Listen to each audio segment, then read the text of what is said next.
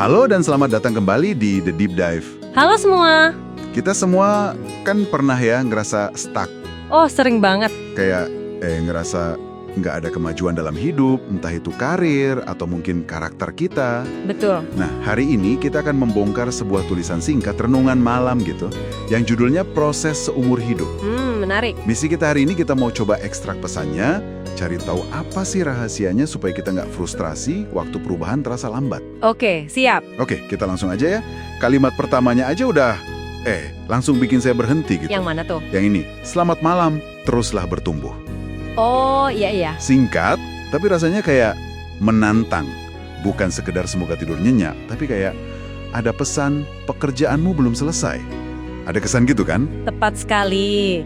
Ini bukan sapaan yang pasif ya.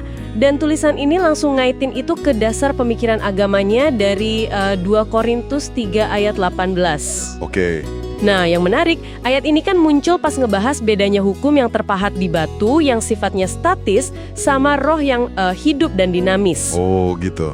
Jadi pas dibilang kita sedang diubah, itu penekanannya kuat banget.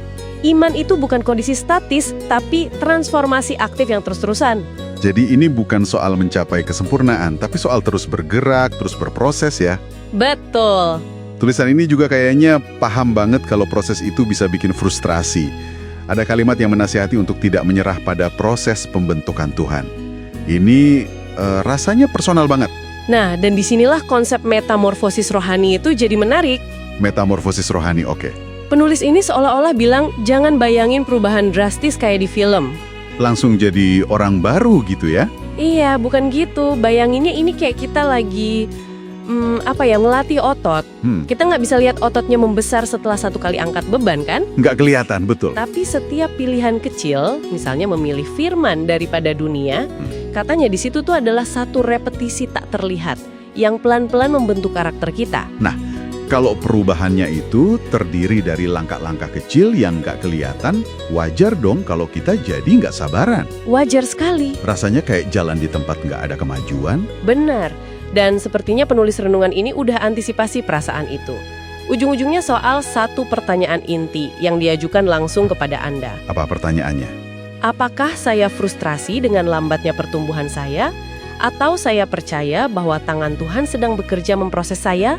Jadi pilihannya cuma 2, frustrasi atau percaya. Tunggu. Tapi apa itu nggak terlalu hitam putih ya? Maksudnya? Maksud saya, apa kita nggak boleh gitu merasa sedikit frustrasi? Apa rasa frustrasi itu selalu berarti kita kurang percaya? Mungkin tulisan ini agak menyederhanakan ya, biar pesannya tajam. Pertanyaan bagus itu. Mungkin bisa kita lihatnya gini, frustrasi itu sinyal, tapi kepercayaan itu arahnya. Oke? Tulisan ini bukan berarti melarang rasa frustrasi, tapi mengajak kita untuk nggak tinggal di dalamnya. Makanya doa di bagian akhir itu, yang isinya penyerahan diri, Ah ya. itu adalah cara untuk mengubah energi frustrasi tadi menjadi sebuah tindakan percaya. Oke, itu lebih masuk akal. Jadi setelah kita bongkar semua ini, apa poin utama yang bisa kita pegang?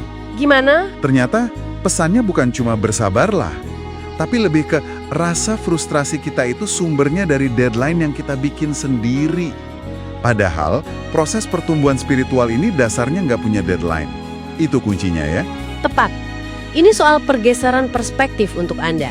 Dari yang tadinya melihat semua kekurangan Anda hari ini dan merasa gagal, menjadi melihat diri Anda sebagai sebuah karya yang sedang dalam proses, yang menurut tulisan ini dikerjakan oleh tangan yang lebih ahli dari kita sendiri. Ini mengubah cara kita bicara pada diri sendiri. Bener banget. Nah, sebagai penutup, kami ingin meninggalkan satu pemikiran untuk Anda bawa pulang. Silakan. Tulisan ini kan pakai kata metamorfosis. Sekarang, coba deh tanyakan pada diri Anda. Jika proses ini adalah sebuah metamorfosis, bagian mana dari kepompong Anda saat ini, mungkin kelemahan atau luka, yang paling sulit untuk Anda percayai, suatu hari nanti akan menjadi sesuatu yang indah?